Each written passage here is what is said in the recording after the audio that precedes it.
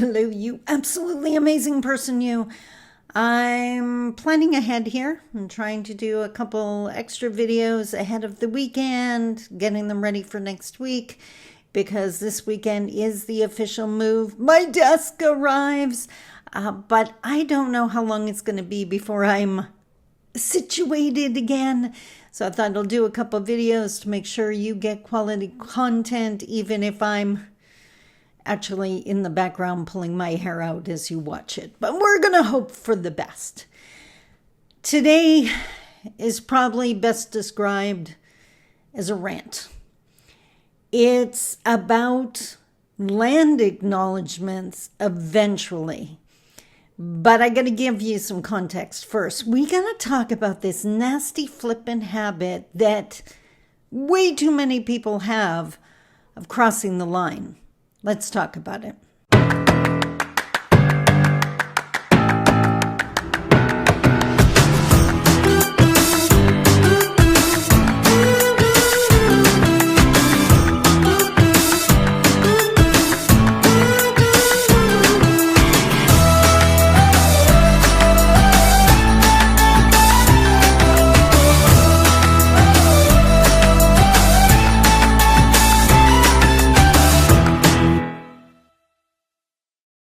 Bonjour. Mishko Paganan Quain Adishnakas Mangdodam. Hi, everybody. My name is Sandy Boucher. I'm Red Thunderbolt Woman of the Loon Clan, a proud member of Seine River First Nation in Treaty 3 territory in Northern Ontario, and holy molies, we have to stop this. We have to. I see so many people, I'm going to give them the benefit of the doubt and say well-meaning people, trying to do things that that are either working them closer to reconciliation, and this is why I hesitated, or making it look like they're working towards reconciliation. There is a difference. But there's so much confusion and so many people just taking the easy route and doing what everyone else is doing because that must be the right thing, and not thinking about why they're doing it, that they're actually ending up doing the wrong thing. So background, context, that crossing the line I was talking about. I want to show you something. I'm going to actually work in some GIFs into this because this is going to be awesome cool. Check this out. It's like a, what do you call those? Sun catcher? Right? That you would hang. And so the eagle feather, isn't that amazing? And if you didn't think that one was awesome, okay. I have long said that I do it for the speaker's gifts. That's the best part of my career. These aren't actually not a speaker's gift. These are gifts from my sister-in-law. They're red and black, red and black, red and black. My colors. Mind-blowing. Anyways, why am I showing you this? Because you've heard me talk about the feather teaching how many times, and the line that goes down the middle of the feather, and how one side represents Indigenous people and the other side represents non-Indigenous people. That's all well and good. The problem is history and the practices we've adopted. For Indigenous people, now the rule is do not cross the line. That Indigenous people live their lives, run their communities, whatever it is, in line with our traditional teachings and customs, our ways of doing. That's the decolonization process. And on the non-Indigenous side, don't cross into, no more saving us. You can support and encourage us, but you got work to do on your side, because that's where all the ickies are. Those bullies and those racists that attack us, we can't heal if the attacks don't stop. That is the work of the non-Indigenous on the non-Indigenous side. Do not cross the line. Now here's the problem. Indigenous have been taught to cross the line since the day we were born. It's called assimilation. Learn how to do it the way mainstream does. Learn how to behave. Learn how to dress. Learn how to parent. Learn how to speak as mainstream does. Cross the line, and if the assimilators would have their wish, we wouldn't come back. We would just assimilate. And on the non-Indigenous side, well, they've been crossing the lines for ages, coming into our communities, telling us what to do, how to say. That's, again, the assimilation process. In my book, The Path, the third book that I wrote, The Action Plan to Reconciliation, there are two paths, respecting the two sides of the feather, understanding that to get ready for reconciliation is two entirely different processes. If you're Indigenous, there are the 4 stages you must go through. The first one is healing.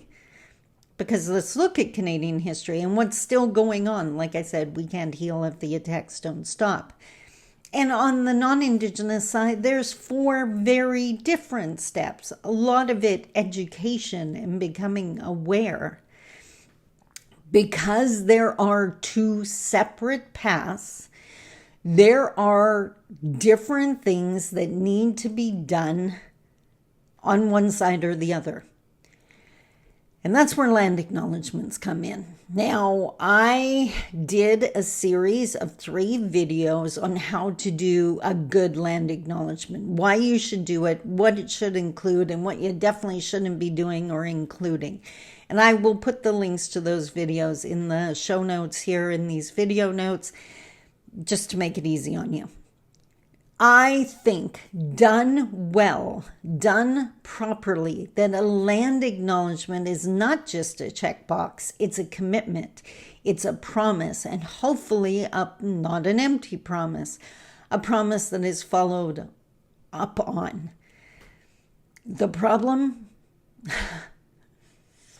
and I can't believe I'm about to say this, but Indigenous entities are now starting to do land acknowledgements. What? For one, I don't know anyone who practices their traditional teachings that doesn't acknowledge Mother Earth daily. That's a relationship we're constantly in. And so acknowledging we're standing on our land, isn't that a given?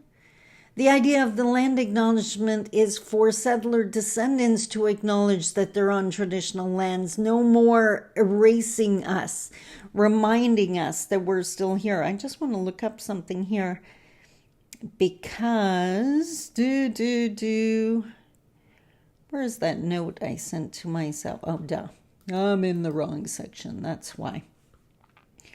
I wrote an email to myself last night about why Indigenous people don't do land acknowledgements.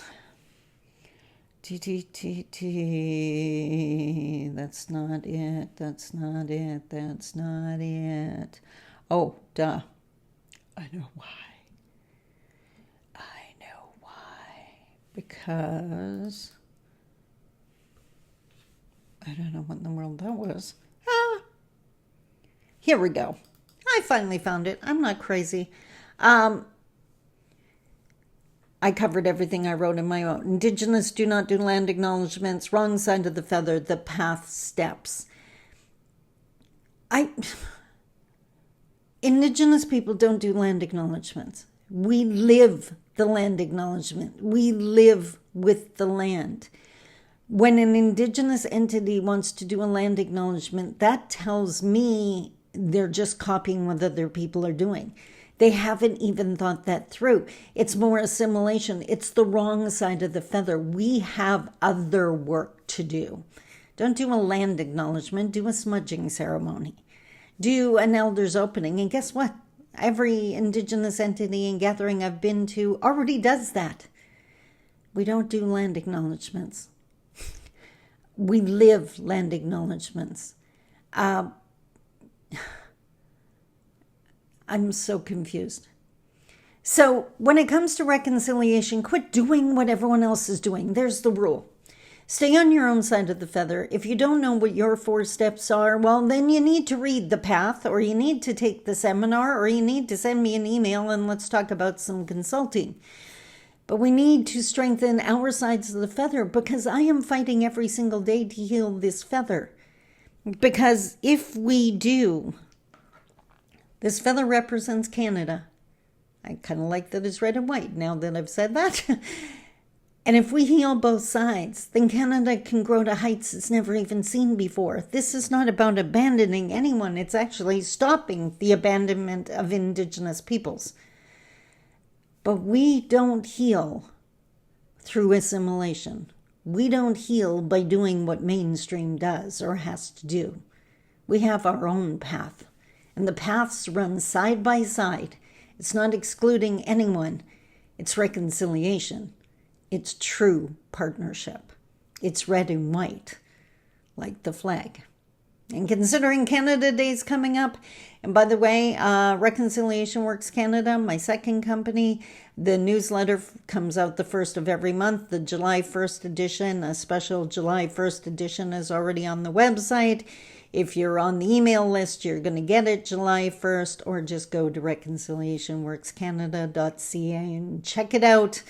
It talks about the 4 steps for non-Indigenous peoples. Until the next video, I love you. Take care.